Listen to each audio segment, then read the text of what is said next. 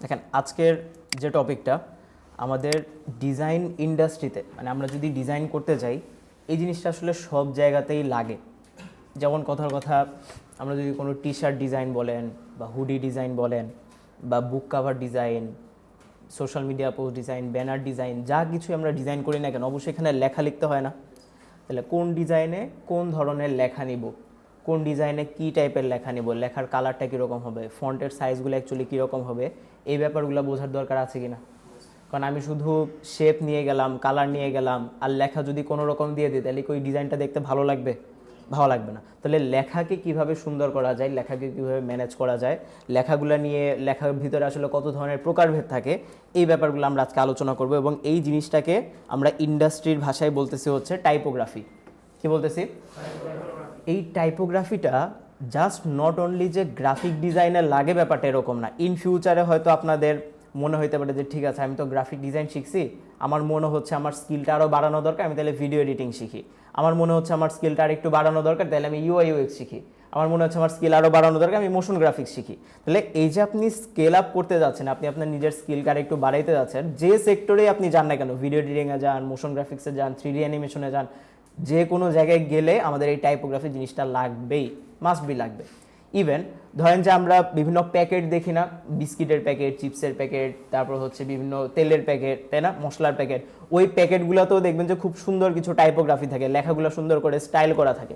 তো আমরা যদি মেইন জিনিসটা অ্যাকচুয়ালি ধরতে পারি, বুঝতে পারি, তখন আমরা যে কোনো ডিজাইন দেখে ডিকোড করতে পারবো, যে কোনো ডিজাইন দেখে বুঝতে পারবো আচ্ছা এই লেখাটা যেভাবে লেখা এটা তো আমি পড়ছিলাম, এটা তো আমি দেখছিলাম। তাহলে এটা শুধুমাত্র পড়ার মধ্যে সীমাবদ্ধ থাকবে না, তখন আপনি যখন এই ব্যাপারগুলোকে বাস্তব জীবনে দেখবেন তখন সেটা প্র্যাকটিক্যাল হয়ে যাবে। বুঝতে পারছি? আচ্ছা, তাহলে এবার আগে শুরুতে আমাদের জানা দরকার টাইপোগ্রাফি জিনিসটা আসলে কি বা ব্যাপারটা কিভাবে কাজ করে। টাইপোগ্রাফি এটাকে আমরা বলতে পারি এটা একটা স্টাইল অথবা অ্যাপিয়ারেন্স অফ টেক্সট, বাট টেক্সটকে সাজানোর একটা ধরন, একটা লেখাকে আমরা যেভাবে সাজাই বা একটা লেখাকে আমরা যেভাবে অর্গানাইজ করি, এই পুরো ব্যাপারটাকে আমরা বলতেছি হচ্ছে টাইপোগ্রাফি। যদি আরেকটু ডাইভার্সভাবে বলতে চাই, এটা জাস্ট বেসিক সংজ্ঞা, বাট আরেকটু যদি ইন ডেপথ যাইতে চাই, টাইপোগ্রাফি হচ্ছে লেখাকে এমনভাবে, এখানে মানে একটু সাহিত্যিক ভাষায় লেখা হয়েছে, বাট সাহিত্যিক ভাষায় যেহেতু আমরা বুঝি না, মানে যেহেতু ট্রান্সলেট করা লেখা, সো ওই ব্যাপারটাকে মানে কমিয়ে আনার জন্য আমি জাস্ট সহজ ভাষায় আপনাদেরকে বলতেছি, এমনভাবে বিন্যস্ত করা, বিন্যস্ত মানে সাজানো, এমনভাবে বিন্যস্ত করার স্টাইল, শিল্প কৌশল এরকম তো আমরা ব্যবহার করি না, আমরা স্টাইল ব্যবহার করি। সো এমন একটা স্টাইল যাতে সেটা পাঠযোগ্য, পাঠযোগ্য এটাকে মনে হচ্ছে রিডেবিলিটি, মানুষ যাতে পড়তে পারে, রিডেবল যাতে হয়, সহজবোধ্য এবং দৃষ্টিনন্দন হয়, দেখতে যাতে সুন্দর লাগে। কোনো একটা ডিজাইন সেটা দেখতে সুন্দর না, আপনি কি ওই ডিজাইনটার দিকে দ্বিতীয়বার আর তাকাবেন? তাহলে আমি যদি দ্বিতীয়বার নাই তাকাই তাহলে কি আমি পড়তে পারবো বা বুঝতে পারবো ওই ডিজাইনে কি লেখা ছিল? তাহলে ডিজাইনটা ভালো হওয়ার প্রথম শর্ত হচ্ছে এটা দেখতে সুন্দর হইতে হবে, কারণ যখন এটা দেখতে সুন্দর হবে তখন মানুষ সেটার দিকে তাকাবে, তাকিয়ে কি লেখা আছে সেটা পড়বে। কিন্তু শুরুতেই যদি ভালো না লাগে, ফার্স্ট ইমপ্রেশনটাই যদি ভালো না হয়, তাহলে ওই ডিজাইনের ভিতরে যে একটা মেসেজ আমরা দিয়েছি ওই মেসেজটা তো অডিয়েন্স কি পাবে? পাবে না। আচ্ছা, অর্থাৎ কোনো লেখা বা টেক্সটকে সুন্দরভাবে সুসজ্জিত করার স্টাইলটাকে আমরা বলতেছি টাইপোগ্রাফি। এই টাইপোগ্রাফির মধ্যে বিভিন্ন জিনিস থাকে, font, typeface, line spacing, kerning, tracking, হাবিজাবি, আরও বেশ কিছু জিনিস থাকে, এগুলো আমরা চলেন আস্তে আস্তে শুরু করি। তার আগে এখানে দুইটা ডিজাইন আছে, সিভি ডিজাইন করছি না আমরা, এখানে দুইটা সিভি ডিজাইন আছে বা রেজুমি ডিজাইন আছে। এবার আমাকে বলেন এই দুইটা ডিজাইনের শেপ সেম, এই দুইটা ডিজাইনের কালার সেম, এই দুইটা ডিজাইনের ইনফরমেশনও সেম, বাট দুইটা জিনিস সেম হওয়ার পরেও কোন ডিজাইনটা দেখতে ভালো লাগতেছে এবং কেন? এক নাম্বারটা ভালো লাগতেছে। তাহলে দুই নাম্বারটা ভালো লাগতেছে না কেন? পড়া যাচ্ছে না, রিডেবিলিটি নেই। তাই বলে কি এই ফন্টটা খারাপ? এই ফন্টটা খারাপ না, সমস্যা হচ্ছে যে এই ফন্টটা যে জায়গায় ইউজ করা দরকার ওই জায়গাতে ইউজ করা হয় নাই। তার মানে এটা একটা প্রফেশনাল সিভি বা প্রফেশনাল রেজিউমি, এই প্রফেশনাল জিনিসের জায়গায় যে ধরনের ফন্ট ইউজ করতে হয় ওই ধরনের ফন্ট ইউজ করলে এটা ভালো লাগতো। কিন্তু ধরেন যে এই ধরনের লেখা যদি টি শার্টে থাকে, এই ধরনের লেখা যদি হুডিতে থাকে বা ক্যাপে থাকে, তখন আবার এইরকম লেখার ডিজাইনগুলো ভালো লাগবে কিনা? লাগবে। তার মানে ব্যাপারটা এরকম না যে ফন্টটা খারাপ, ব্যাপারটা হচ্ছে ওই ফন্টটা কোন জায়গাতে ইউজ হচ্ছে ওই ইউজের উপরে ডিপেন্ড করে আমার ডিজাইনটা ভালো হইতে হবে বা ভালো লাগতে পারে বা খারাপ লাগতে পারে। এবার আসি, অবভিয়াসলি এক নাম্বারটা ডিজাইন ব্যবহার করে ভালো লাগতেছে কারণ যেই ধরনের ফন্ট ইউজ করা দরকার ওই ধরনের ফন্ট ইউজ করেছে। এখানে তো বলে নাই যে ভালো ফন্ট ইউজ করছে, খারাপ ফন্ট ইউজ করছে, ব্যাপারটা হচ্ছে ইউজ কেসের জায়গা, যেটা যেখানে ইউজ করা দরকার ওইটা এখানে আমরা ইউজ করব। এরপরে আসি, টাইপোগ্রাফি দিয়ে আমরা আরো বেশ কিছু কাজ করতে পারি। যেমন এখানে একটা সিঙ্গেল লাইন একটা লেখা যে education is the most powerful weapon, এটা একটা কোট, এটা একটা লেখা। কিন্তু এই লেখাটাকে যখন আমরা কিছু শেপ দিয়ে কিছু লেখাকে বড় করে কিছু লেখাকে ছোট করে একটু সাজিয়ে লিখলাম, এখন দেখেন তো দুইটা থেকে কোন লেখাটা দেখতে এবং কোন লেখাটা পড়তে ভালো লাগতেছে, শেপ সহ যেটা সেটা।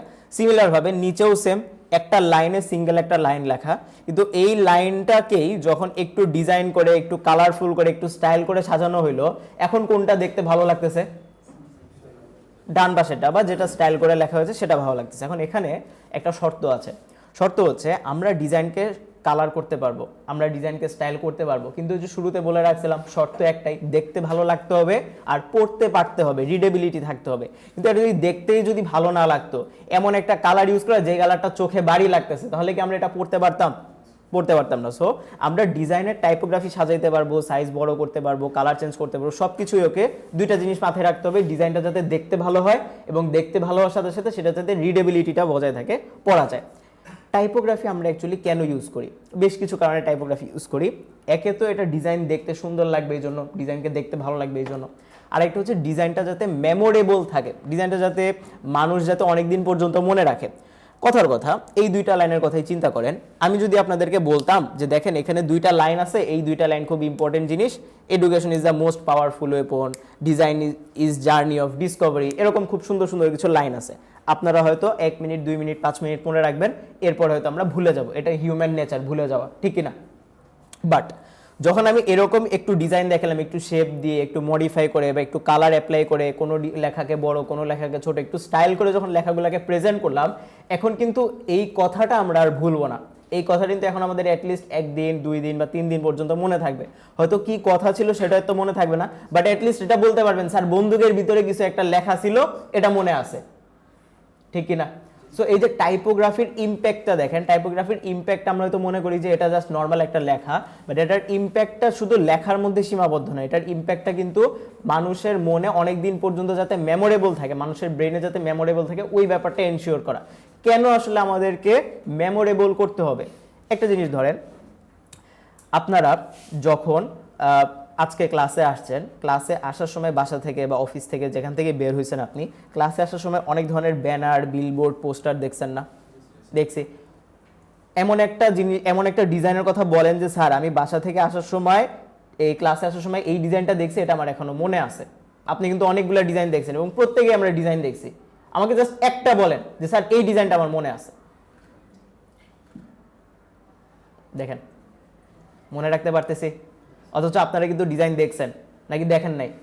দেখে আসছেন, বুড়ি বুড়ি ডিজাইন দেখে আসছেন, বাট ওই যে মনে রাখতে পারতেছি না কেন? দুইটা কারণে। এক, ওই ডিজাইনটা হয়তো আমার সাথে রিলেটেবল ছিল না।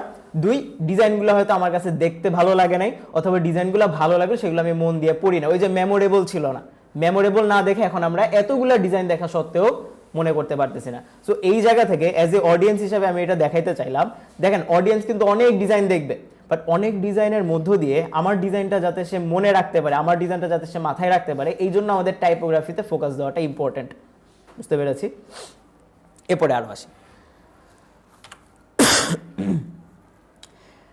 টাইপোগ্রাফির 2 ধরনের জিনিস থাকে, একটাকে আমরা বলতেছি ফন্ট, একটাকে আমরা বলতেছি টাইপফেস। এবং এই ফন্ট আর টাইপফেসে এসে অনেকে গুলায় ফেলে, মনে করে দুইটা একই জিনিস। দুইটা এক জিনিস না, দুইটা আলাদা আলাদা জিনিস, বাট কাছাকাছি জিনিস। একটু বুঝতে হবে, মনে করেন টাইপোগ্রাফি আর ফন্ট বা টাইপফেস এরকম বলে দুনিয়াতে কোনো কিছু নাই, ঠিক আছে?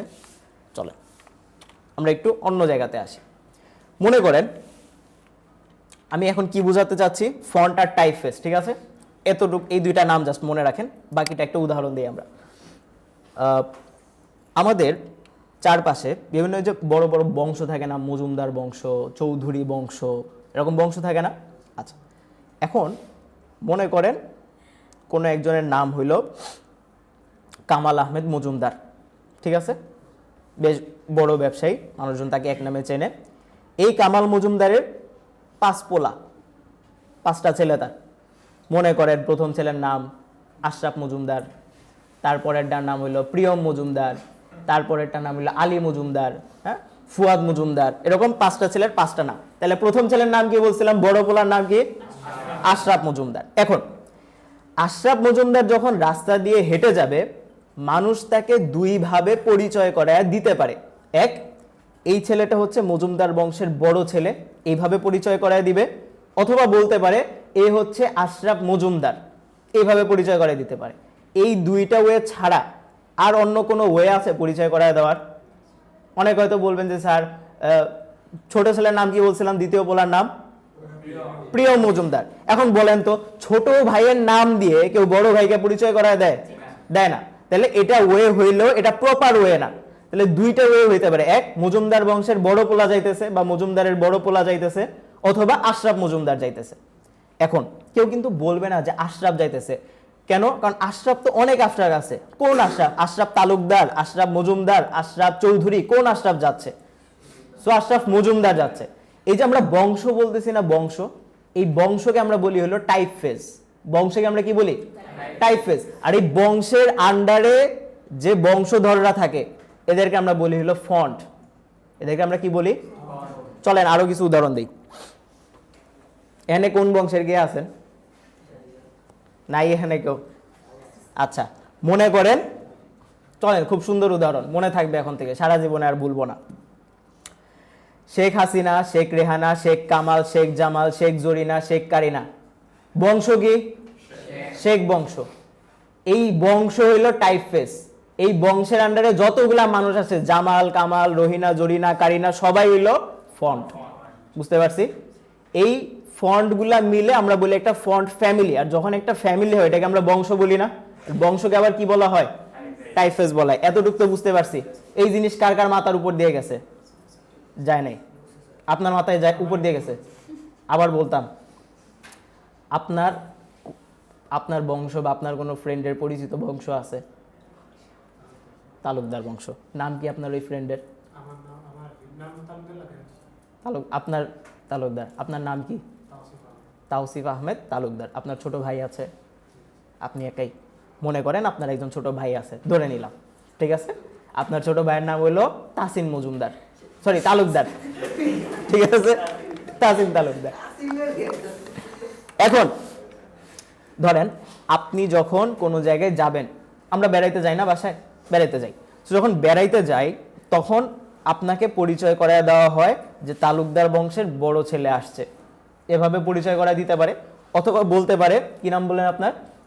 তাওসিফ তালুকদার আসছে। এই দুইটা ওয়ে ছাড়া আর কোনো ওয়েতে আপনাকে পরিচয় করা দিতে পারবে? পারবে না।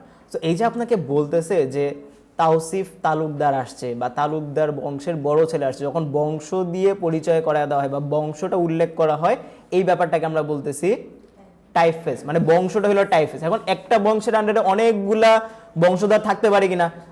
মনে করেন যে মজুমদার বংশের 5 পোলা, তালুকদার বংশের 3 পোলা, চৌধুরী বংশের 2 পোলা। এখন আপনি কি যা বলতে পারবেন কেন? না। তাহলে এক এক বংশের এক এক ধরনের বংশধর থাকতে পারে। সিমিলার ভাবে এক এক টাইপ ফেজের এক এক ধরনের ফন্ট থাকতে পারে, এবং এটা কিন্তু সেম না। দেখবেন যে কোনো কোনো টাইপ ফেজের 5টা স্টাইল, কোনো কোনো টাইপ ফেজের 4টা স্টাইল, কোনো কোনো টাইপ ফেজের 3টা স্টাইল। কেন? ওই যে এক এক বংশধরের এক এক রকম বংশধর, এই ধরনের জন্য। বুঝতে পারছি? এবার আসি, এবার মাথায় ঢুকবে। দেখেন, ফন্ট কি? কোনো একটা টেক্সট বা লেখার স্টাইলকে ফন্ট বলে। আর ফন্ট কখনো কখনো একসাথে অনেকগুলো থাকে যাকে আমরা ফন্ট ফ্যামিলি বলি। ওই যে ফ্যামিলি। আর টাইপ ফেস কোনটা? এই যে আমরা ফন্ট ফ্যামিলি নিয়ে কথা বলতেছি, এই ফন্ট ফ্যামিলিকেই কি বলা হয়? টাইপ ফেস বলা হয়। তার মানে টাইপ ফেস হচ্ছে মনসেরাত এবং ফন্ট হচ্ছে Montserrat extra bold, Montserrat bold, Montserrat semi bold, Montserrat medium, এগুলো হচ্ছে ফন্ট।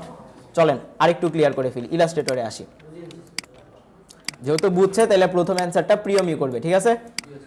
তাহলে প্রিয়ম বলো তো, এখানে আমি একটা লেখা লিখছি, এখানে টাইপ ফেস কোনটা আর ফন্ট কোনটা? কোনটা? এটা? হ্যাঁ। এখন লরিয়ামের জায়গায় আমি যদি দিতাম প্রিয়ম দেই, এখন ওইটাই তো, মানে ফন্ট কোনটা, টাইপ ফেস কোনটা? জি, লেখাটা লিখলাম, এটা কি? হ্যাঁ, এই যে বোল্ড হইলো, লাইট হইলো, এটা কি টাইপ ফেস না এটা ফন্ট? এটা ফন্ট। এখন আমার প্রশ্ন হলো এটা কোন ফন্ট? এখানে এই যে নাম দেওয়া আছে, এখন বলেন নামটা কি? এখানে দুইটা নাম দেওয়া আছে, একটা হচ্ছে ল্যাটো, একটা হলো বোল্ড ইটালিক। তাহলে এই দুইটার মধ্যে টাইপফেস কোনটা আর ফন্ট কোনটা?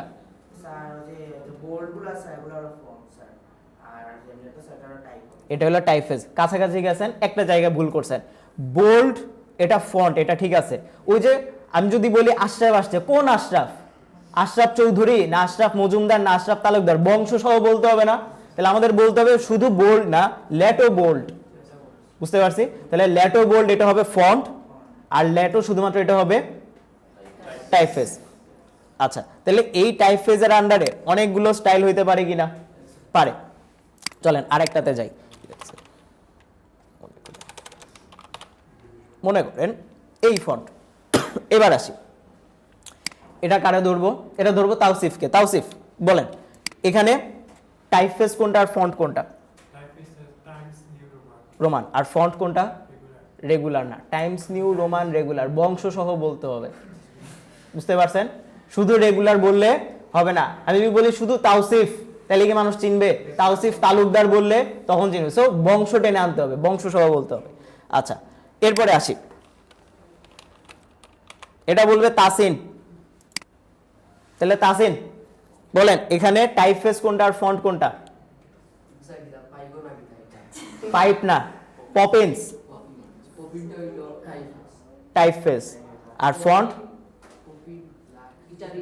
Poppins italic, typeface font. ঠিক আছে, কার কার মাথার উপর দিয়ে গেছে কে কে বুঝি নাই এখনো? বুঝছি সবাই? এই জিনিসটা মাথায় রাখেন, এটা নেক্সটে আমাদের অনেক বেশি লাগবে, এবং তখন যদি না পারেন তাহলে খবর আছে। মাঝে মাঝে যে জিনিসটা হয়, অনেক সময় যখন আমরা ক্লায়েন্টদের কাজ করি, তখন ক্লায়েন্টরা অ্যাকচুয়ালি আমাদেরকে বলে যে তুমি লেখার ফন্টটা চেঞ্জ করে দাও। এখন আমরা ডিজাইনার, আমরা জানলাম যে ফন্ট কোনটা, italic, regular, semi bold, bold, এগুলো হলো ফন্ট, তাই না? কারণ ক্লায়েন্ট আমাদেরকে যখন ফন্ট চেঞ্জ করতে বলে, সে অ্যাকচুয়ালি বুঝাইতে চায় যে তুমি অ্যাকচুয়ালি টাইপফেসটা চেঞ্জ করো। কারণ ক্লায়েন্ট তো ডিজাইনার না, এজন্য সে ডিজাইনের টার্মগুলো কি জানবে? জানবে না। সো ক্লায়েন্ট যখন মাঝে মধ্যে বলে যে ভাই ফন্টটা চেঞ্জ করে দেন, তার মানে বুঝতে হবে সে কি চেঞ্জ করতে বলতেছে? টাইপফেস। কিন্তু ক্লায়েন্ট যখন অ্যাকচুয়ালি ফন্ট চেঞ্জ করতে বলে, সে বলবে যে লেখাটাকে মোটা করে দেন, লেখাটাকে চিকন করে দেন, লেখাটা নিচে একটা দাগ টেনে দেন, একটু মোটা হবে, চিকন হবে। তাহলে এই যে লেখার স্টাইল চেঞ্জ করতে বলবে, তাহলে লেখার যদি স্টাইল চেঞ্জ করতে, তখন আমাদের কি বুঝতে হবে? টাইপফেস চেঞ্জ করবো না ফন্ট চেঞ্জ করবো? ফন্ট চেঞ্জ করবো। বুঝতে পারছি? ওই জায়গাতে আবার একটু কনফিউশন হয়ে যায় না যে স্যার ক্লায়েন্ট বলছে ফন্ট চেঞ্জ করতে, আমি ফন্ট চেঞ্জ করছি, আমার ক্লায়েন্ট আমারে হচ্ছে বকা দেয়। ক্লায়েন্টের ক্ষেত্রে একটু উল্টা বিষয়, কারণ সে তো আর ডিজাইনার না, সে ডিজাইনার হলে তার আমাদের কাছে আসতো না। এরপরে আসি, ক্লাসিফিকেশন অফ টাইপফেস। আজান দিয়ে দিছে আমাদের 5:10 বাজে, দেখেন তো দিছে আজান? এখনো দেয়নি। আচ্ছা, আজান দিলে একটু বলিয়েন। The classification of typeface. এই যে আমরা এতগুলা টাইপফেস দেখলাম না, এই যে এতগুলা বংশ, কয় ধরনের বংশ আছে লেখার ভিতরে? অনেক টাইপের বংশ হয়। কি কি? Serif, sans serif, slab serif, display, fancy, monospace, script, signature, black letter. এই কয়েকটা টাইপফেস আমরা বলি, বা টাইপফেসের হচ্ছে ক্যাটাগরি হয়। এই ক্যাটাগরিগুলো আমাদের জানা দরকার। কেন? কারণ আমরা যখন সামনে ডিজাইন করব, ডিজাইন করতে যে আমরা দেখবো যে আমাদের বেশ কিছু জিনিস নিয়ে ডিজাইন করা লাগতেছে। আমাদের হয়তো প্রিমিয়াম জিনিস নিয়ে ডিজাইন করতে হচ্ছে, আমাদের হয়তো হিস্টোরিক্যাল জিনিস নিয়ে ডিজাইন করতে হচ্ছে, মেমোরেবল জিনিস নিয়ে, স্পোর্টস রিলেটেড ডিজাইন করতে হচ্ছে। ওই সময় কোন ধরনের ডিজাইন আমরা কোন ধরনের টাইপফেস ব্যবহার করব, কোন ধরনের ডিজাইনে কেমন টাইপের ফন্ট ইউজ করব, এই ব্যাপারগুলো আমাদেরকে বুঝতে হবে। তা না হলে যেটা হবে, ধরেন আমি একটা প্রিমিয়াম জিনিস ডিজাইন করতেছি, কথা আপনি বলেন যে আমরা এই যে ভূতের ফিল্ম দেখছি না, ভূতের মুভি বা হরর ফিল্ম আমরা দেখছি না, হরর ফিল্মে যেই ধরনের লেখা থাকে বা মুভি পোস্টারের যেরকম লেখা থাকে, ওই রকম লেখা কি কোনো হচ্ছে যে মানে শান্তশিষ্ট একটা মুভি, যে মুভিতে স্টোরিটা খুব স্মুথ ভাবে গেছে, ওই ধরনের মুভির পোস্টারের লেখার সাথে কি মেলে? মেলে না। তার মানে এক এক জনরাতে টাইপফেসটাও এক এক রকম ভাবে হয়। আচ্ছা, তাহলে আসি কোন ধরনের টাইপফেস কিরকম। প্রথম হচ্ছে সেরিফ টাইপফেস।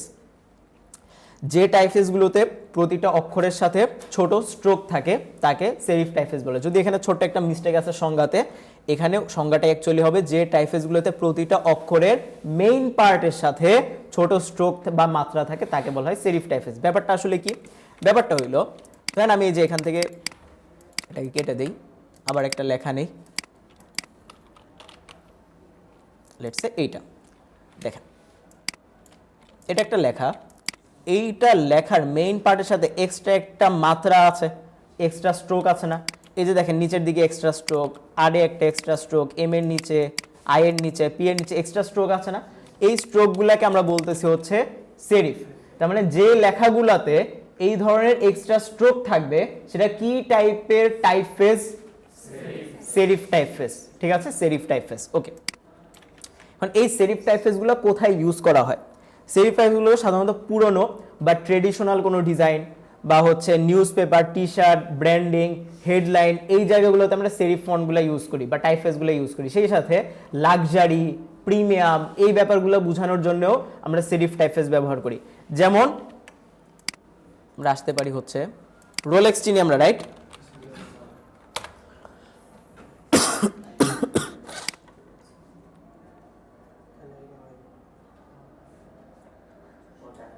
ধরেন এই যে রোলেক্সের যে লোগোটা দেখেন তো, ROLEX, এখানে যে লেখার শেষে এক্সট্রা স্ট্রোক আছে, তাহলে রোলেক্স একটা প্রিমিয়াম জিনিস, একটা লাক্সারি জিনিস।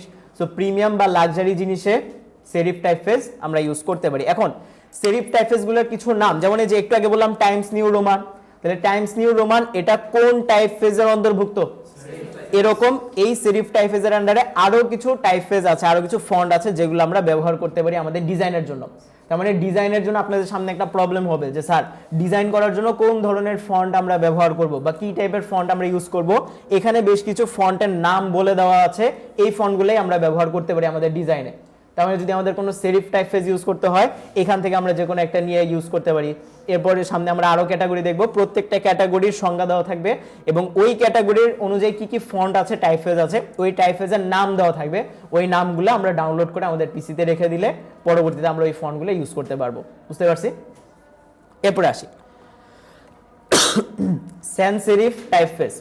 sans serif বলতে বোঝায় যে sans এটা একটা হচ্ছে ফ্রেঞ্চ ওয়ার্ড, এটার ইংরেজি মিনিং হচ্ছে উইদাউট সেরিফ। sans serif মানে হচ্ছে উইদাউট সেরিফ।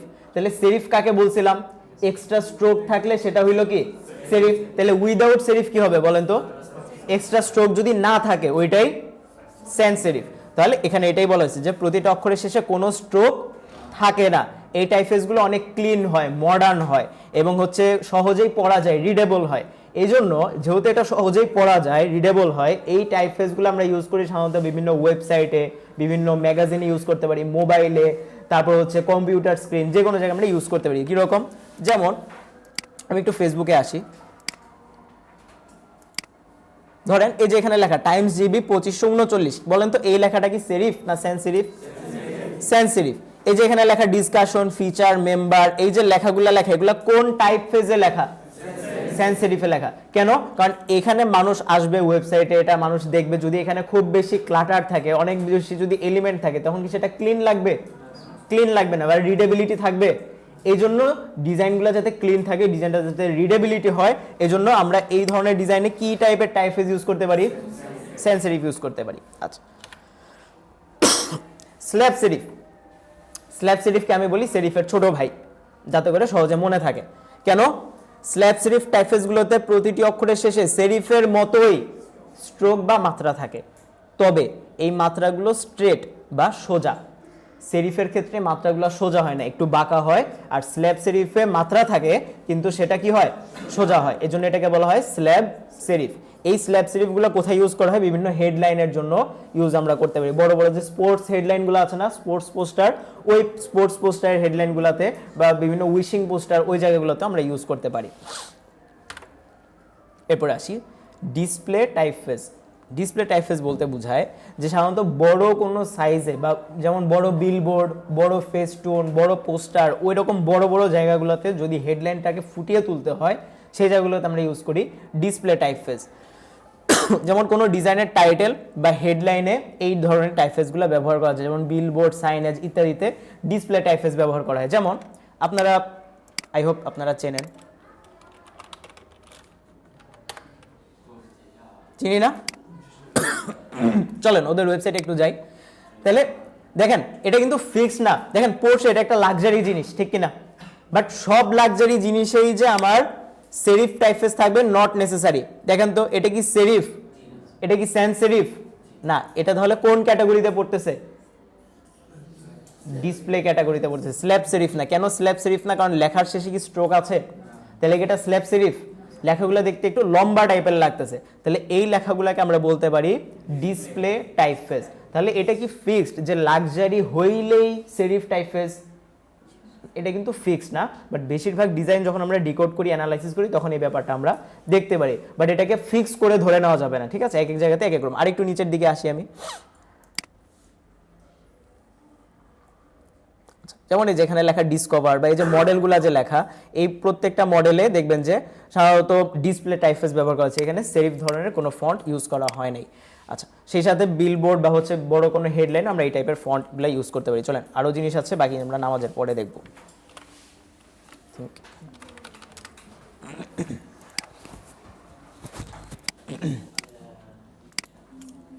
ডিসপ্লে শেষ করছিলাম তাই না? আচ্ছা, তারপরে আসি মোনোস্পেসড। মোনোস্পেসড বলতে বোঝায়, মোনো মানে হচ্ছে এক, আর স্পেস মানে হচ্ছে গ্যাপ। সো যেই টাইপফেসগুলোর মধ্যে সমান গ্যাপ থাকে এবং একটু স্পেস থাকবে বা গ্যাপগুলো সমান থাকবে, এই গ্যাপটা বেশিও হইতে পারে, ছোটও হইতে পারে, কিন্তু এখানে গ্যাপ থাকাটা মেইন বিষয় না। এখানে মেইন বিষয়টা হচ্ছে গ্যাপগুলোর মাঝখানে বা প্রত্যেকটা অ্যালফাবেটের মধ্যে গ্যাপগুলো সমান আছে কিনা, এই ব্যাপারটাকে আমরা বলতে হচ্ছে মোনোস্পেসড টাইপফেস। এগুলো কোথায় ইউজ করা হয়? সাধারণত আগেকার যে টাইপরাইটার বা হচ্ছে কোডিং, যদি আপনারা দেখেন কোডিংয়ের ক্ষেত্রে সাধারণত এই বিভিন্ন ল্যাঙ্গুয়েজ থাকে, সি প্লাস প্লাস, জাভা, ওই ব্যাপারগুলোতে এই মোনোস্পেসডগুলো ইউজ করা হয় আর কি। স্ক্রিপ্ট, স্ক্রিপ্ট বলতে বোঝায় যে টাইপফেসগুলো এক প্রকার কার্সিভ টাইপের। কার্সিভ মানে হচ্ছে পেঁচানো টাইপের যে লেখা, ওটাকে আমরা বলি কার্সিভ টাইপ, বা হ্যান্ড রাইটিং স্টাইলের টাইপফেস, ওইটাকে আমরা বলতেছি হচ্ছে স্ক্রিপ্ট টাইপফেস। এগুলো দেখতে অনেকটা হাতে লেখার মতো মনে হয় এবং এটা একটা অক্ষরের সাথে আরেকটা অক্ষর কানেক্টেড থাকে, মানে ওই যে পেঁচানো লেখাগুলো দেখছেন একটার সাথে আরেকটা লাগানো থাকে, পেঁচানো থাকে। এখন এই স্ক্রিপ্টের ক্ষেত্রে স্ক্রিপ্ট ফন্টগুলো কোথায় ইউজ করা হয়? স্ক্রিপ্ট ফন্টগুলো ইউজ করা হয় যেখানে লেখার পরিমাণ অল্প থাকে। কখনোই আমরা লেখার পরিমাণ যেখানে বেশি ওইখানে স্ক্রিপ্ট ফন্ট ইউজ করব না। মনে করেন আমি একটা এখানে লেখা লিখলাম এবং এই লেখাটা দিলাম হচ্ছে লেটস সে এরকম একটা লেখা দিলাম। এবার এখানে কি লেখা আছে এটা পড়েন তো,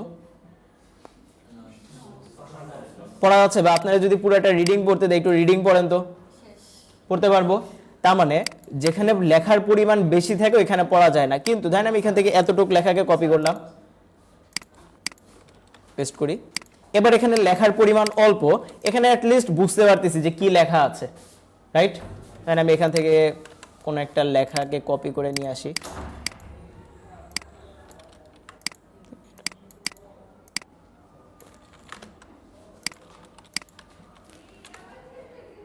কি লেখা আছে এখানে?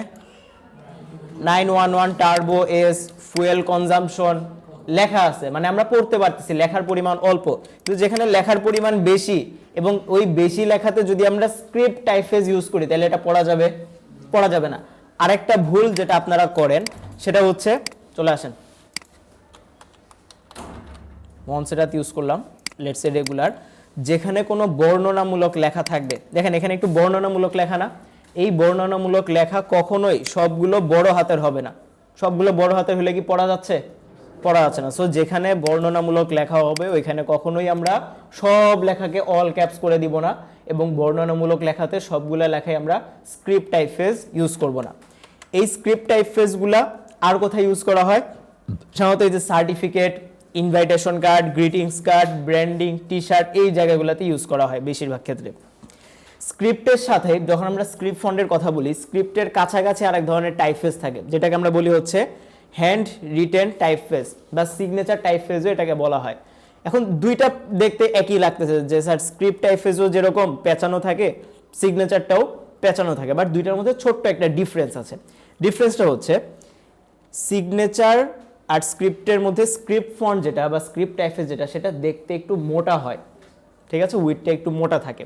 আর সিগনেচার টাইপফেসের মধ্যে ওই লেখাগুলো কি থাকে?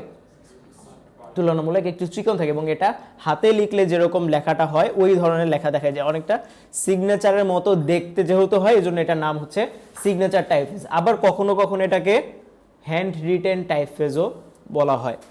এগুলো কোথায় ইউজ করা হয়? সাধারণত বেশিরভাগ ক্ষেত্রে সিগনেচার লোগো, লোগোর আর একটা ক্যাটাগরি, যেমন আপনার বিভিন্ন ধরনের লোগো পড়ছেন না, circular logo, typographic logo, grid logo. So লোগোর আরেকটা ক্যাটাগরি থাকে সিগনেচার লোগো।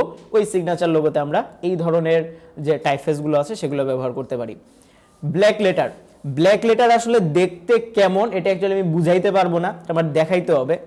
কাইন্ড অফ আমরা দেখছি না, ওই যে সার্টিফিকেটের কথায় আসি, সার্টিফিকেট ডিজাইন।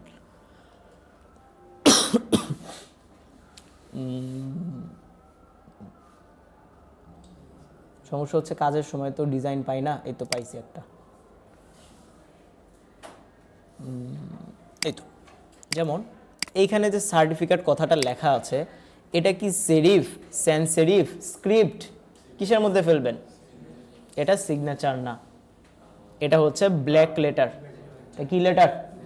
ব্ল্যাক লেটার, ঠিক আছে। এরপরে হচ্ছে আরো কিছু ক্যাটাগরি আছে, আই থিঙ্ক আপনারা চেনেন।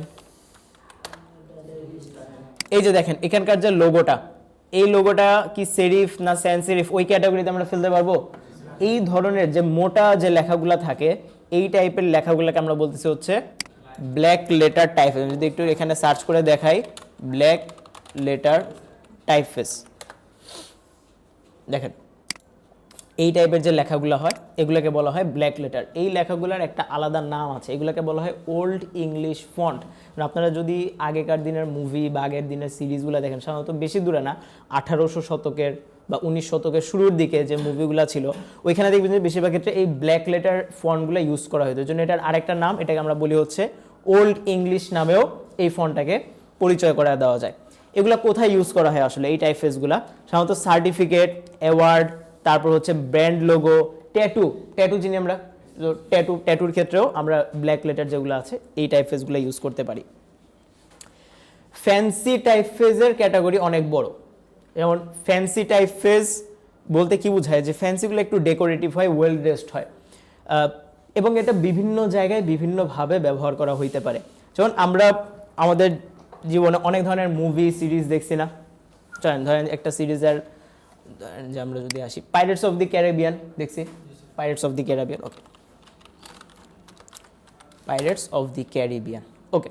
সো এখানকার যে মুভির যে পোস্টারটা, এই যে পোস্টারটা, এটা আপনি কিসের ভিতরে ফেলবেন? Serif, sans serif, black letter, display, কোন ক্যাটাগরিতে ফেলা যাচ্ছে? এটাকে আমরা বলতেছি ফ্যান্সি টাইপফেস। কি টাইপফেস? ফ্যান্সি টাইপফেসে। আচ্ছা, এরপরে যদি আমরা আসি, আরো বেশ কিছু মুভি দেখছিলাম, হচ্ছে কি বলেন তো, একটা অ্যানিমেশন টাইপের movie, I think Ice Age দেখছেন? আইস এজ, আচ্ছা, আইস এজের ক্ষেত্রে লেটস সে এটাতে আমরা যদি আসি, এই যে এখানে আইস এজ কথাটা লেখা, তাহলে এটা কোন ক্যাটাগরিতে পড়তেছে? ফ্যান্সি টাইপফেসে পড়তেছে। আচ্ছা, তাহলে একটা জিনিস দেখলাম, এইটাও ফ্যান্সি, এটাও ফ্যান্সি। দুই ফ্যান্সি কি সেম? ডিপেন্ড করতেছে কার উপরে? কনটেক্সটের উপরে, মুভির উপরে, স্টোরির উপরে ডিপেন্ড করতেছে। ফ্যান্সির অনেক ভ্যারাইটি হতে পারে, আরো ভ্যারাইটি দেখাচ্ছি। ধরেন যে টয় স্টোরি দেখছি, টয় স্টোরি, তাহলে টয় স্টোরির যে আবার মুভির পোস্টারের যে ফন্ট, এটা আবার কি টাইপফেস বলেন তো? এটা আবার সেরিফ, সরি সেন্সিটিভ। এটা কি টাইপের? সেন্সিটিভ টাইপের। আচ্ছা, আরো আসি, ধরেন যে জি অ্যাভেঞ্জার, জার্স এন্ড গেম,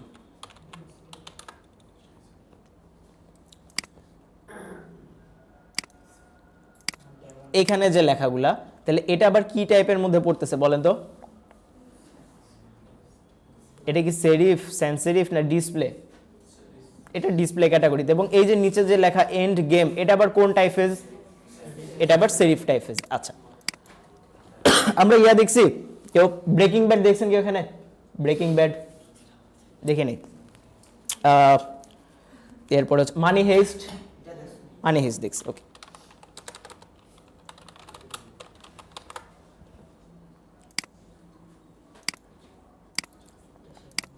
তাহলে মানি হেইস্টের যে টাইপফেস, এটা তাহলে কি টাইপফেসের মধ্যে পড়তেছে? সেন্সিটিভ। এটা ডিসপ্লে ক্যাটাগরি। এটা কি ক্যাটাগরি? Display category. দেখেন কেন বুঝলাম বা কিভাবে বুঝলাম এটা ডিসপ্লে ক্যাটাগরি, কারণ ডিসপ্লে ক্যাটাগরি একটু লম্বা টাইপের হয়, একটু মানে ডিফারেন্ট ক্যাটাগরির হয়। দেখেন এইটাকে কিন্তু আমরা ডিসপ্লে টাইপফেস বলতে পারবো না, এটা কিন্তু নর্মাল লেখার মতো। তাহলে এই নর্মাল যে টাইপফেসগুলো থাকবে এগুলো হবে হচ্ছে স্যান্স সেরিফ, আর যেই লেখাগুলোতে এক্সট্রা স্ট্রোক থাকবে ওগুলো হবে সেরিফ, আর যেগুলো একটু লম্বা টাইপের হবে ওগুলো ডিসপ্লে টাইপ। আচ্ছা এইটা কি আবার ডিসপ্লে? এটা ফ্যান্সি, এটা ফ্যান্সি। আচ্ছা এরপরে যদি আমরা আসি, দা নান দেখছেন, দা নান। তাহলে এখানে যদি আসি, এখানে আবার কি টাইপফেস ইউজ করে একটু দেখেন তো, নান লেখাটা কি টাইপফেস? Serif typeface. আচ্ছা আরো কিছু ইয়ার নাম বলেন, মুভির নাম বলেন। জি, উইন্টার ইজ কামিং, এটা তো ইয়ার উইন্টার ইজ কামিং, এটা তো হচ্ছে ডায়লগ বলছেন, এটা হচ্ছে কি বলে এটা, game of Thrones. Game of Thrones, তাহলে গেম অফ থ্রোনসে এখানকার যে লেখাগুলা এটা আবার কি টাইপফেসের মধ্যে পড়তেছে? এটা সেরিফের মধ্যে পড়ছে, যদিও ও এর মাঝখানে 3টা লাইন দেওয়া, এটা কাস্টম টাইপোগ্রাফি, বাট ওভারঅল লেখাটা কোন টাইপোগ্রাফি বেসডের উপরে দাঁড়ানো? সেরিফের উপরে দাঁড়ানো। আচ্ছা গেম অফ থ্রোনস যখন বলছেন সিরিজ, আরেকটা সিরিজ হ্যারি পটার দেখছি, হ্যারি পটার। তাহলে হ্যারি পটারের যে ফন্ট, আচ্ছা হ্যারি পটার কি আজকের যুগের? অনেক আগের। তাহলে এই যে আমরা একটু আগে বলছিলাম অনেক আগের, সাধারণত কি টাইপফেস ইউজ করা হয়? Old English. তাহলে দেখেন তো মিল পাইতেছি। ওকে, তাহলে এতদিন আমরা শুধু মুভিগুলা দেখছি, চলেন আরেকটু দেখাই। কুংফু পান্ডা দেখছি, কুংফু পান্ডা।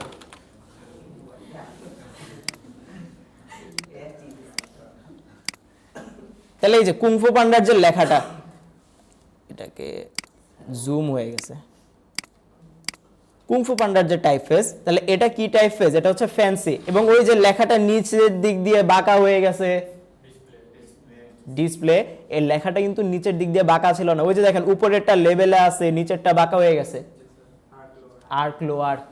ঠিক আছে, তাহলে এতদিন শুধু মুভি দেখছেন, কিন্তু মুভির যে পোস্টারগুলো কিভাবে করা হয়, টাইপফেসগুলো কেমন, এই ব্যাপারগুলো আমরা দেখি নাই।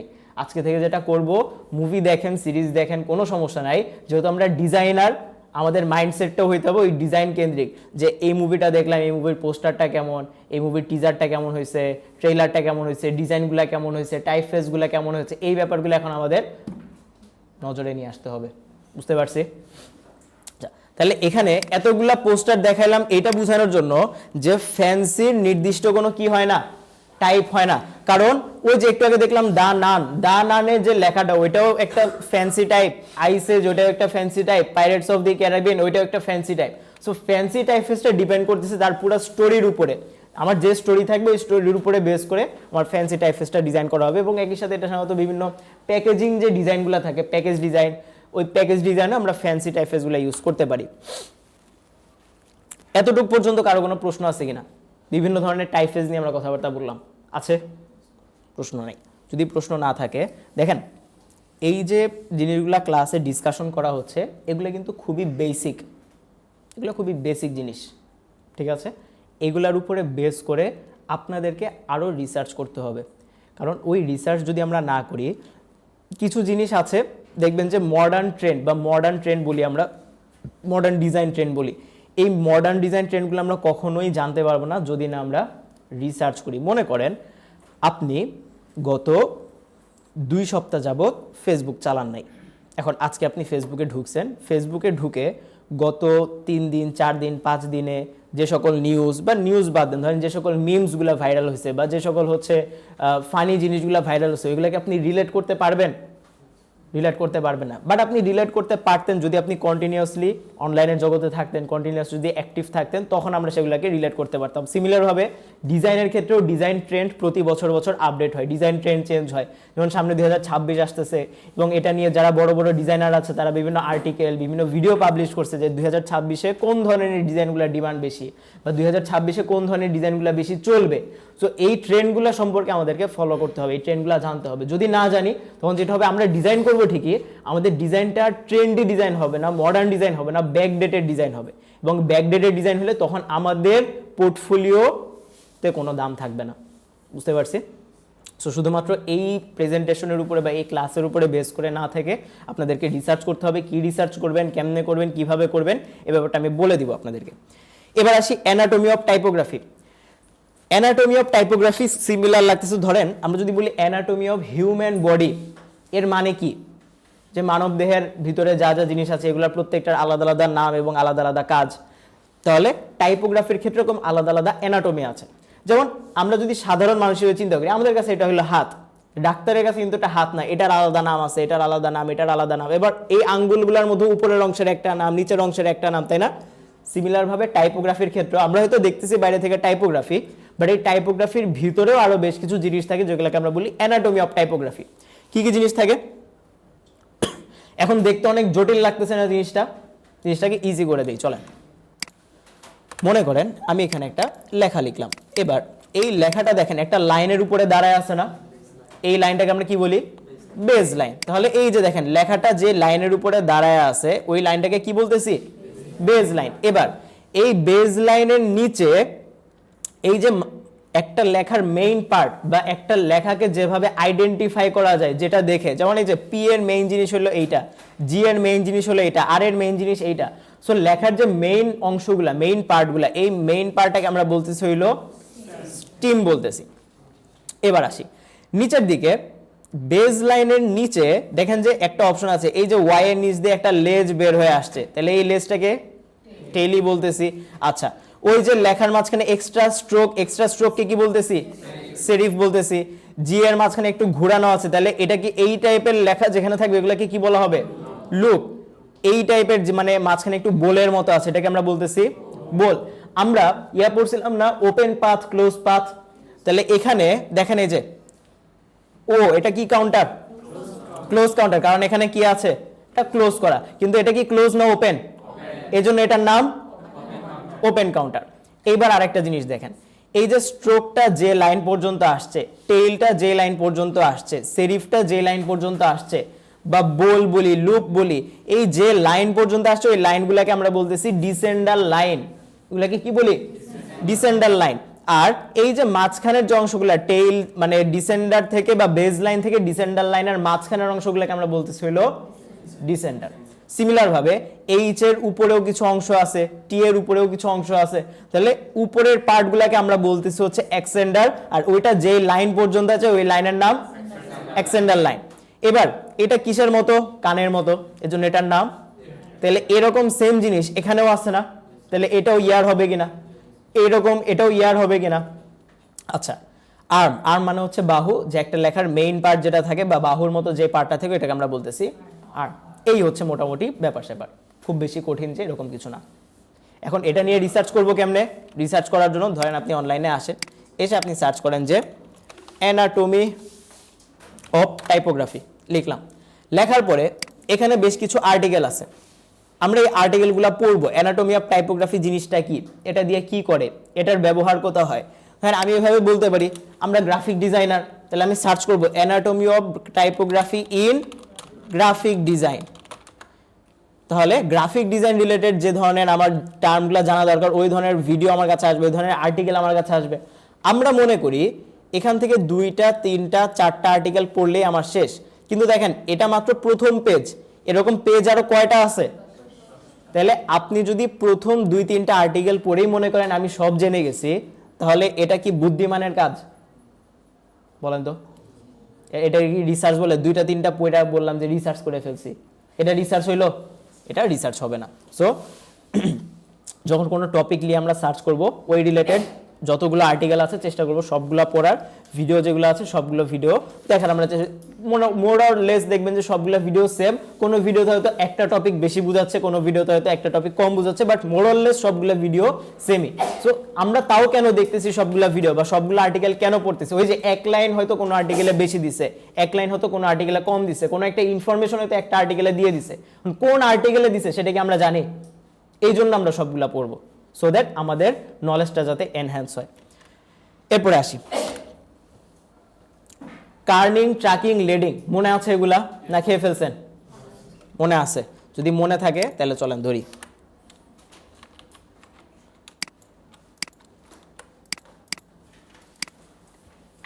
ইফাজ আহমেদ, আপনি বলেন, যদি আমি সবগুলা লেখার মাঝখানে, সবগুলা অ্যালফাবেটের মাঝখানে দূরত্ব বাড়াইতে চাই, তাইলে আমার এইখান থেকে কোন অপশন নিয়ে কাজ করতে হবে? এইটা নিয়ে, মানে কার্নিং নিয়ে না ট্র্যাকিং নিয়ে? কি নিয়ে? ট্র্যাকিং নিয়ে। আচ্ছা, আর যদি আমরা শুধুমাত্র এটার অ্যান্সার দিবে হইল, পিছনে আপনার নাম কি? জি, মারজান। মারজান সাহেব, আপনি বলেন, যদি আমি ইউ এবং এম এই দুইটা অ্যালফাবেটের মাঝখানে দূরত্বকে বাড়াইতে চাই বা কমাইতে চাই, তাহলে আমার কোন অপশন নিয়ে কাজ করা উচিত? সাইডে, এটার নাম কি? ট্র্যাকিং না, এটা হবে কার্নিং। কি নাম এটার? কার্নিং। আর এবার বলেন তো, যদি আমরা লাইনগুলার গ্যাপগুলাকে বাড়াইতে কমাইতে চাই, তাহলে কোন অপশন নিয়ে কাজ করতে হবে? লিডিং নিয়ে কাজ করতে হবে। গুড। তাহলে এখানে ওই ব্যাপারগুলোই বলা আছে, কার্নিং কি জিনিস, লিডিং কি জিনিস, ট্র্যাকিং কি জিনিস।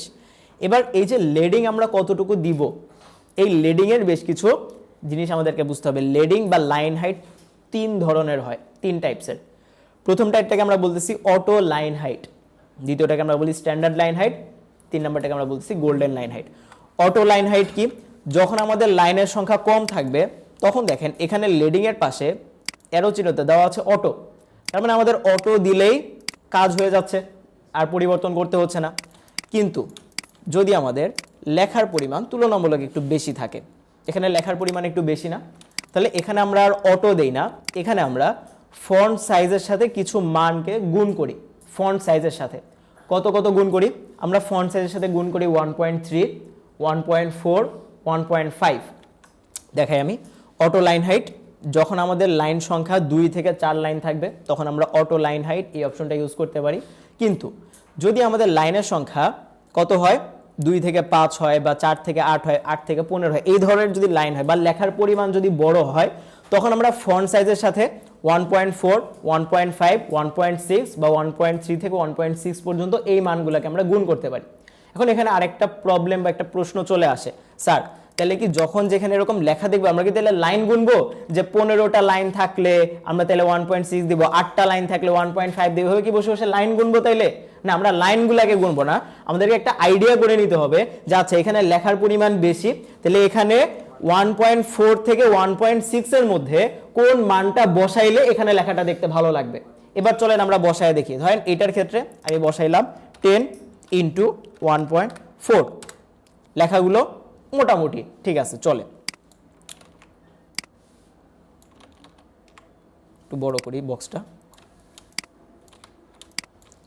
থিঙ্ক এটাকে এখানে রাখলে বেটার লাগবে। ওকে, 1.4 দিলাম। এবার যদি আমরা এখানে দিই 10 ইন্টু 1.6, লাইনগুলো বেশি দূরে মনে হচ্ছে না? বেশি দূরে মনে হচ্ছে। আচ্ছা যদি আমরা দিই 10 ইন্টু 1.3, তাহলে আবার বেশি কাছাকাছি মনে হচ্ছে, তাহলে আমরা দিতে পারি 10 ইন্টু 1.5। এটা পারফেক্ট লাগতেছে।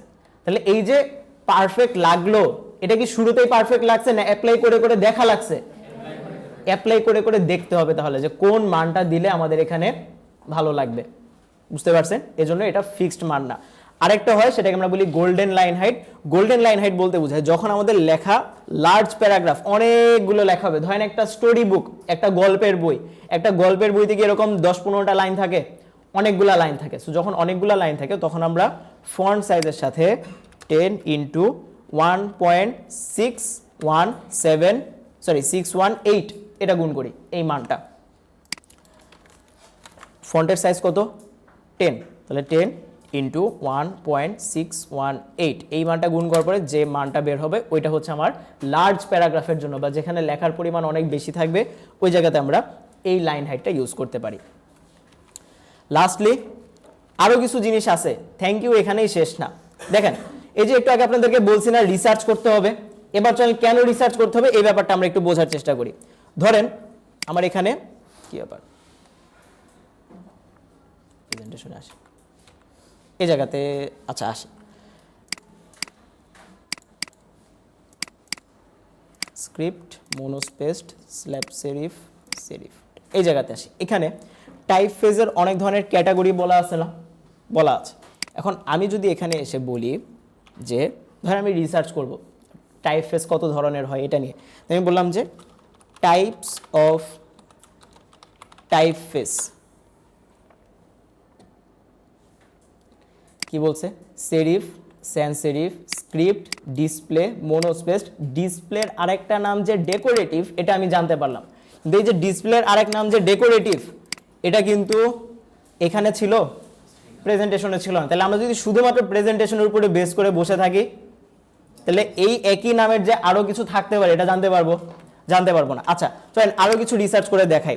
মনে করেন আমি পুরো ওভারঅল টাইপোগ্রাফি নিয়ে জানতে চাই, তাহলে আমি লিখলাম যে টাইপোগ্রাফি, এটা লিখে আমি সার্চ করলাম। তাহলে আমি এখান থেকে কয়েকটা ওয়েবসাইট ওপেন করি। ওপেন করার পরে এখানে আসলাম, এখানে বেশ কয়েকটা ওয়েবসাইট ওপেন করা আছে, ধরেন আমি এটাতে আসলাম। তাহলে আমি বুঝলাম টাইপোগ্রাফি কি জিনিস, এটা পড়লাম। টাইপোগ্রাফি, এখানে একটা ভিডিও দেওয়া আছে, ভিডিওটা আমি দেখব। কমন টাইপফেস, কি কি টাইপফেস হয়, সেরিফ টাইপফেস হয়, সেরিফের মানে কি, সেরিফগুলো কোথায় ইউজ করা হয়, ট্রেডিশনাল প্রজেক্টে, নিউজ পেপারে, ম্যাগাজিনে সেরিফ টাইপফেস ইউজ করা হয়। সেন্স সেরিফের মানে কি, সেন্স সেরিফগুলো কোথায় ইউজ করা হয়, ক্লিন এবং মডার্ন যে ধরনের ডিজাইনগুলো আছে এখানে আমরা সেন্স সেরিফগুলো ইউজ করি। ডিসপ্লে ফন্ট, ডিসপ্লে ফন্টের মধ্যে কি কি আছে, script, black letter, all caps. All caps বলতে বোঝায় যে লেখাগুলো সবগুলা বড় হাতের, মানে ধরেন আমি এখানে আসি, এখান থেকে আমি এখানে লেখাটা লিখলাম, এটা টাইপফেস কোনটা বলেন তো, টাইপফেস হচ্ছে মনসেরাত। কিন্তু আমি যদি এটা টাইপফেসটা চেঞ্জ করে ফেলি, এখন এটা কি অল ক্যাপস হয়ে গেছে না, সবগুলা বড় হাতের। তার মানে এই যে বেবাস, এই টাইপফেসটার বৈশিষ্ট্য হচ্ছে সবগুলা লেখা কি হাতের আসবে, বড় হাতের আসবে, এটা তার বৈশিষ্ট্য। বাট আপনি যদি এটাকে অন্য একটা টাইপফেসে নিয়ে যান তখন কিন্তু আর আসবে না। সো অনেকের একটা প্রবলেম হতে পারে যে স্যার আমি লেখা লিখলে লেখা বড় হাতের হয়ে যায়। তিনটা কারণে হইতে পারে, আপনার কিবোর্ডের ক্যাপস লক অন করা, অথবা আপনার ক্যারেক্টার প্যানেলের অল ক্যাপস এই অপশনটা অন করা, অথবা আপনি এমন একটা টাইপফেস নিছেন যেই টাইপফেসের বৈশিষ্ট্য হচ্ছে সবগুলা লেখা বড় হাতের। এরপরে আসি ডেকোরেটিভ নেচার। এই যে স্ক্রিপ্ট টাইপফেসগুলো কোথায় ইউজ করা হয়, স্মল অ্যামাউন্ট অফ টেক্সট, যেখানে লেখার পরিমাণ অল্প থাকে সেখানে ইউজ করা হয়।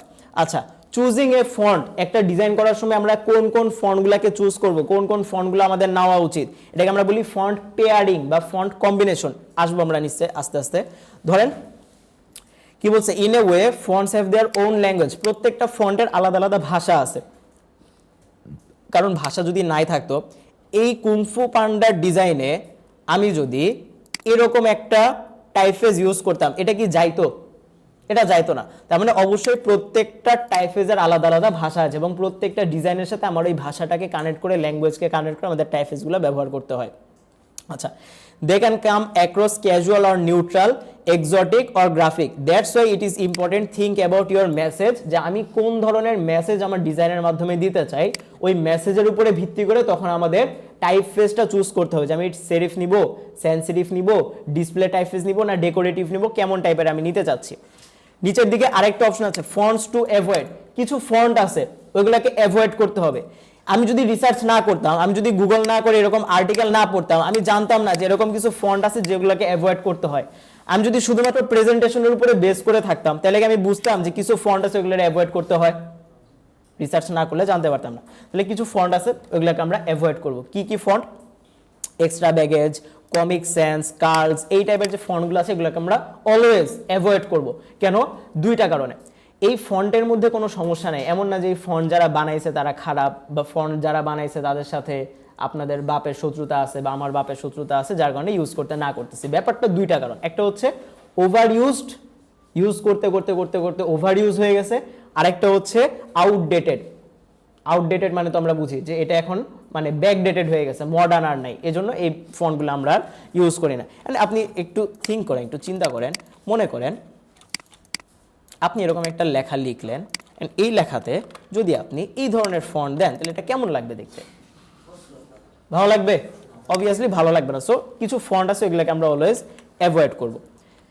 কম্বাইনিং ফন্ট, একটা ফন্টের সাথে আরেকটা ফন্টকে কানেক্ট করা, এখানে কিন্তু টাইপফেস বলা হয় নাই, ফন্ট বলা হয়েছে। তাহলে কিরকম, যখন আমরা কোনো হেডলাইন লিখবো, হেডলাইনে আমরা একটা সেরিফ হেডলাইন ইউজ করতে পারি, সাব হেডলাইনে লেটো, বোল্ড, মানে একই টাইপফেস। আর যখন বডি টেক্সট থাকতেছে বা বর্ণনামূলক লেখা থাকতেছে এখানে একই টাইপফেসের লাইট ভার্সন বা একই টাইপফেসের রেগুলার ভার্সন, এটাকে আমরা বলতেছি ফন্ট কম্বিনেশন। তাহলে আমি যদি রিসার্চ না করতাম, আমি যদি শুধু প্রেজেন্টেশনের উপরে বসে থাকতাম, তাহলে কি আমরা জানতে পারতাম কম্বাইনিং ফন্ট বা ফন্ট কম্বিনেশন নামে একটা জিনিস আছে? জানতে পারতাম না। নিচের দিকে আসি, আদার ইম্পর্টেন্ট টার্ম। আচ্ছা, আরেকটু এদিকে আসি, visual guide to anatomy of typography, infographic, quick read, এখানে দেখি আর কি কি আছে। দেখেন আমরা যদি অ্যানাটমি অফ টাইপোগ্রাফির এখানে এসে কই গেল শুধুমাত্র এইটার উপরে বেস করে বসে থাকতাম, তাহলে কি আমরা জানতাম যে এই যে কে এর লেগ কোনটা, ভি এর আর্ম কোনটা, জি এর ইয়ার কোনটা, এন এর শোল্ডার কোনটা। এখানে দেখেন প্রত্যেকটা ওয়ার্ডের আলাদা আলাদা টার্ম আছে, প্রত্যেকটা ওয়ার্ডকে আলাদা আলাদাভাবে আইডেন্টিফাই করা হয়েছে। তাহলে যদি আমরা শুধুমাত্র প্রেজেন্টেশনের উপরে বেস করে বসে থাকি, তাহলে এই যে আলাদা আলাদা টার্ম এগুলো জানতে পারবো না। সো এই জন্য আমাদের প্রত্যেকটা এলিমেন্ট নিয়ে রিসার্চ করতে হবে। এবং কি কি জিনিস নিয়ে আপনারা রিসার্চ করবেন টাইপোগ্রাফির বেসিসে, সেটা আমি একটা লিস্ট আপনাদেরকে দিয়ে দিচ্ছি। এটা আমি লাস্টে দিছিলাম।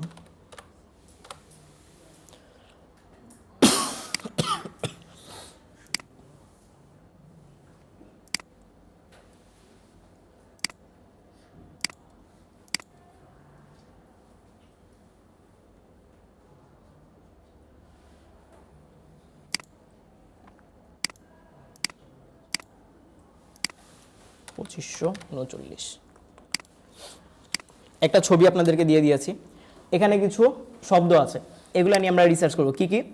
হোয়াট ইজ টাইপোগ্রাফি, টাইপোগ্রাফি কি জিনিস। এরপরে কি আমরা গ্রাফিক ডিজাইনার, তাহলে typography in graphic design, graphic ডিজাইনের টাইপোগ্রাফিটা কিভাবে ব্যবহার করা হয়। মডার্ন টাইপোগ্রাফি জিনিসটা কি, ফন্ট পেয়ারিং, ফন্ট কম্বিনেশন জিনিসটা কি, কোন কোন ফন্টকে আমরা অ্যাভয়েড করব, অ্যানাটমি অফ টাইপোগ্রাফি, টাইপফেস কত ধরনের হয়। তাহলে যে একটা জিনিস বললাম মডার্ন টাইপোগ্রাফি, এই মডার্ন টাইপোগ্রাফি জিনিসটা অ্যাকচুয়ালি বলতে কি বোঝায়। ধরেন আমরা কিছু ক্লাবের খেলা দেখি না, ওই যে কি বলে এটারে, জুভেন্টাস, তারপর হচ্ছে বার্সেলোনা। আমি জুভেন্টাসে যদি আসি, জুভেন্টাস, হ্যাঁ জুভেন্টাসে আমরা আসলাম। এখানে যেমন এটা একটা পোস্টার ডিজাইন, রাইট। এই পোস্টার ডিজাইনে কিছু ফন্ট ইউজ করা হয়েছে, এই যে লম্বা টাইপের ফন্ট, তাহলে এটা কি টাইপ বলতে পারি, ডিসপ্লে। কিন্তু এখানে দেখেন পুরাটা কিন্তু ডিসপ্লে না, ডিসপ্লের সাথে আবার অন্য ক্যাটাগরির একটা ফন্টও আছে, সেরিফের মতো একটা জিনিস দেখা যাচ্ছে। সেরিফ আবার একটু লম্বা টাইপের, তাই না? তার মানে এটা ডিসপ্লে টাইপেরই একটা ফন্ট। এখন কথা হচ্ছে ডিসপ্লে আর সেরিফ দুইটা একসাথে ম্যাচ হইলো কিভাবে, বা দুইটাকে আমরা ম্যাচ করলাম কেন, এটাকে আমরা বলছি মডার্ন টাইপোগ্রাফি ট্রেন্ড। এখন যদি আমরা মডার্ন টাইপোগ্রাফি জানতে চাই, তাহলে আমরা একটু সার্চ করি মডার্ন টাইপোগ্রাফি, জাস্ট এটা লেখেন। এটা লিখলে অনেকগুলা আর্টিকেল আসবে, বা এখানে মডার্ন টাইপোগ্রাফি আর্টিকেল যদি আপনি লেখেন, আর্টিকেলস, বেশ কিছু আর্টিকেল এখানে আসবে। এই আর্টিকেলগুলো আপনাদের পড়া উচিত। এই আর্টিকেলগুলো পড়লে যেগুলো হবে 2026 সালে বা ইন ফিউচারে বা সামনের মাসগুলোতে কোন কোন টাইপ ফেসগুলো বা কোন কোন ফন্টগুলো বেটারভাবে পারফর্ম করবে, কেমন টাইপের টাইপোগ্রাফিগুলো ভালোভাবে কাজ করবে, এই মডার্ন জিনিসগুলো আমরা জানতে পারবো। এবং যখন আমরা ডিজাইন করব, ডিজাইন করার সময় আমাদের সবসময় মাথায় রাখতে হবে দুইটা জিনিস, ডিজাইনটা দেখতে যাতে ভালো হয়, ডিজাইনটা যাতে রিডেবিলিটি থাকে, এবং আলটিমেটলি এই ডিজাইন থেকে আমার যে একটা সেলস জেনারেট করা দরকার, ওই সেলসটা যাতে জেনারেট হয়। কারণ আমি যার জন্য ডিজাইন করতেছি, ডিজাইন করার পরে সে যদি কোনো সেলসই জেনারেট করতে না পারে, তাহলে ওই ডিজাইনের কোনো মিনিং থাকবে না। বুঝতে পারছেন? এবার আসে আজকের আপনাদের হোমওয়ার্ক। আপনাদের হোমওয়ার্ক হচ্ছে এই যে আমি এখানে কিছু টার্ম দিলাম আপনাদেরকে রিসার্চ করার জন্য, আপনারা আসলেই রিসার্চ করছেন কিনা আমি কেমনে বুঝবো? এই জন্য আপনারা যেটা করবেন, আপনারা অ্যাসাইনমেন্ট লিখবেন, একটা অ্যাসাইনমেন্টটা লিখবেন হাতে। কিসে লিখবেন? হাতে অ্যাসাইনমেন্ট লিখবেন, এবং ওই অ্যাসাইনমেন্টে আপনারা আপনাদের রিসার্চের যা যা জিনিসপাতি আছে সব কিছু লিখবেন। টাইপোগ্রাফি কী জিনিস, টাইপোগ্রাফি কেন ব্যবহার করা হয়, মডার্ন টাইপোগ্রাফি কি, অ্যানাটমি অফ টাইপোগ্রাফি কী জিনিস, কত ধরনের প্রকারভেদ আছে, কোনটা কিভাবে কাজ করে, এই পুরো জিনিসটা আমরা খাতায় লিখব। আপনি যেভাবে বুঝছেন ওইভাবেই লিখবেন, বাংলা ভাষায় লিখবেন, ইংরেজিতে লিখবেন না। লিখলে তারটা অ্যাপ্রুভ হবে না। লেখার পরে কি করব? লেখার পরে ওই অ্যাসাইনমেন্টটা নেক্সট ক্লাসে নিয়ে আসবেন, আমাকে জমা দিবেন। বুঝতে পারছেন? এটা গেল একটা হোমওয়ার্ক। আরেকটা হোমওয়ার্ক আছে, আজকের হোমওয়ার্ক খুবই অল্প। আমি আপনাদেরকে 3টা ছবি দিব। 3টা ছবি দিব বলতে দিয়ে দিছি।